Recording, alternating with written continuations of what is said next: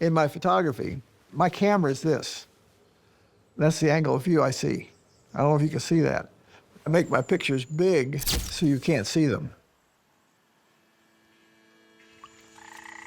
Beauty is everywhere. Images are everywhere. You just have to look and see and feel. It's more of feeling the shot as much as it's seeing the shot. That's what I love about Florida. I mean, everything's creeping and crawling and living. He has the ability to put the viewer into the picture. They're experiences. They're not just photographs. They find beauty where they never even saw before. He has made people fall in love with Florida. You have to love something to save it. And I think his pictures do that. I'm prejudiced. Growing up with my parents, it definitely was not a typical childhood.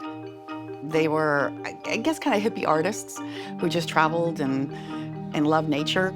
So we lived in anything that floated or had wheels. The joy of our life has been photography, pointing out to each other what is beautiful. I grew up with the trees and the ocean and the salt air. My brother and I were super close. They were all going to school in their limos and their Rolls Royces, and my brother and I were jumping this dinghy and rowed ashore. We were one big happy family that loved art, and we were just trying to make a living doing what we loved. It was just like any other day. Ted and his friends were going to the movies, and about midnight, knock on the door, and there's two policemen there.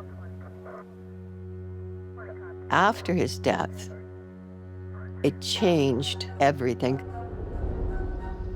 I was photographing things that sold. Color was selling. It was a job. When that happened, I took all the color work to the dump. I watched the tractor run it all over it. The colors got a little bit darker. The passion for it had gone out of my life, and the passion for life, honestly, had gone out of my life. I was in a very dark place. You can never get over a death. You certainly learn to live with it. Me and my family have an immense connection to water. But I think it dawned on me when I went on my first swamp walk. I got this peace, this incredible peace.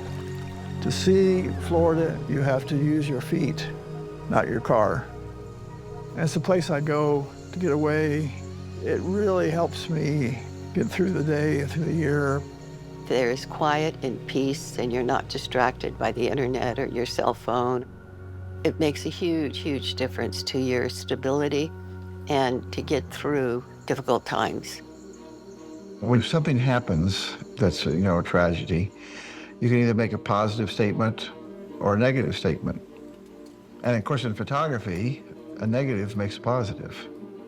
We started putting our full life and our effort into the environment of Florida. The real Florida is disappearing.